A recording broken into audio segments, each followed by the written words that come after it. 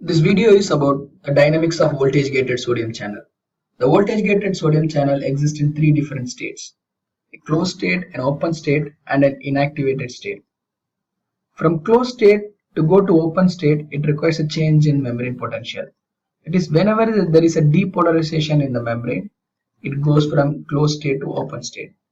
And immediately after opening, after 10 to 50 microseconds, it goes to a state called as inactivated state. From this inactivated state, to get opened again, it has to be closed first, then it can be opened again. For this inactivation to close change of state, again it requires a voltage change, that is the membrane has to again repolarize for the voltage gated sodium channel to become closed again.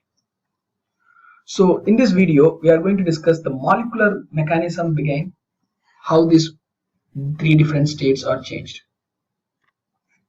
This is an alpha subunit of a voltage gated sodium channel, and usually the voltage gated sodium channel has other subunits like beta, and there are other regulatory proteins, but this alpha subunit is the one which has the pore and which is the functional unit, major important functional unit of the voltage gated sodium channel.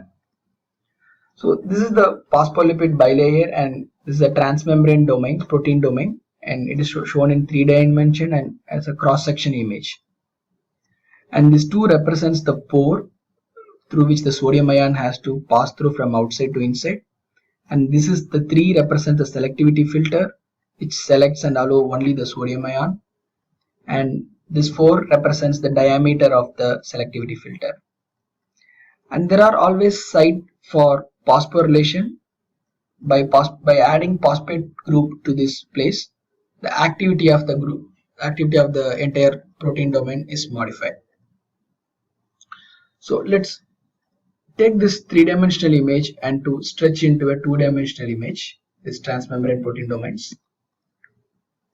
This alpha subunit has 4 transmembrane protein domains, 1, 2, 3 and 4.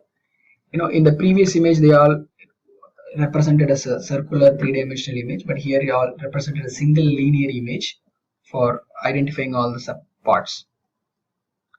The S4 of each transmembrane domain represents contains a lot of positive charges, which is going to act as a voltage sensor for this channel. So there is 6 transmembrane units, S1 to S6 in each protein domain, and the S4 of all the 4 protein domains going to act as a voltage sensor. The S4 containing positive amino acids going to act as a voltage sensor. And between S5 and S6 there is a loop of protein which is called as P loop, which is present in all the subunits.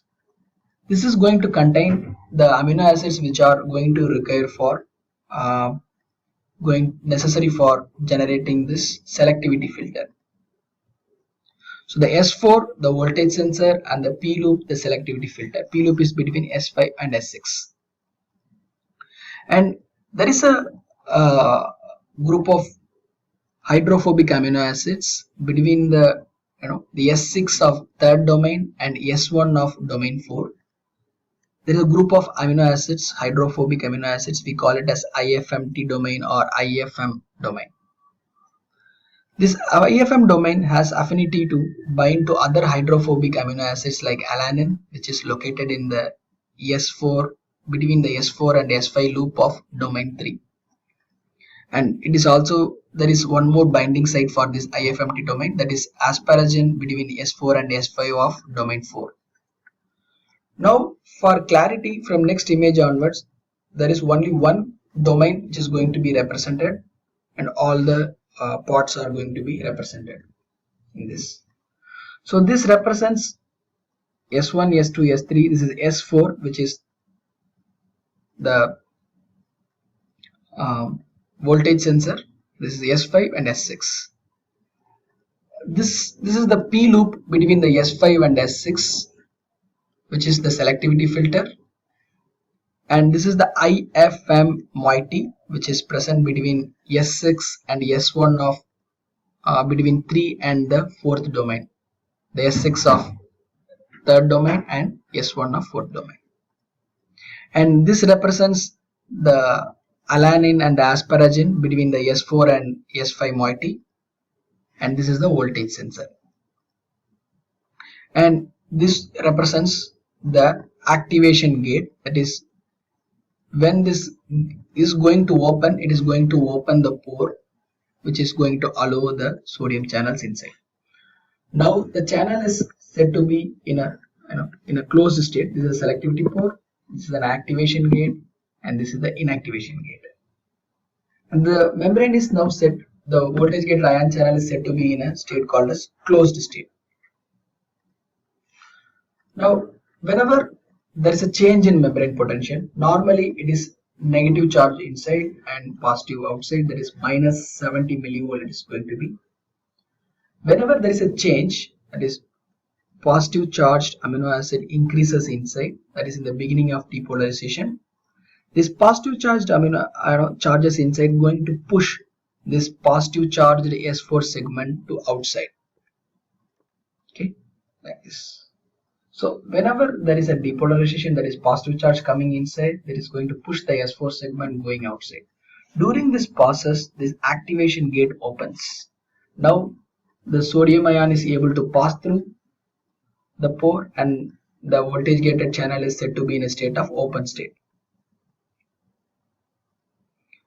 But as I have mentioned above already, that once this goes into open state, immediately the ion channel is going to a inactivated state. How does that happen? These hydrophobic domains, that is alanine in the S4 between the S4 and S5 and the IFM moiety, are now going to attract each other. So previously this activation gate is closing, or it is in between the two, so it is not going to bind. Now both the hydrophobic domains are exposed and going to cause attract, they are going to come together and bind. So this is now causing the pore to get closed. So this is called as inactivated state. So now the activation gate is open, but there is an inactivation gate which is closed. This is the unique state called as inactivation gate. Now sodium cannot pass through. From this state to go to closed state again, it requires again a change in the membrane potential. That is, whenever again the cell comes back to the resting membrane state, that is negative ions outside and positive again outside. So this S4 domain is going to get attracted toward this negative charge and comes repelled by these positive charges. It's going to come back and close the ion channel. During this process, it also detaches this hydrophobic interaction between this IFM moiety, the inactivation gate, and this alanine in the S4 S5. So this is now called as the closed state. And in summary, from closed state to go to open state, it requires a depolarization, and this is sensed by the S4 segment which is present in all the protein domains. From open to inactivated is by the inactivation gate, which is the IFM moiety going to bind to alanine which is present between the S4 and the S5 loop.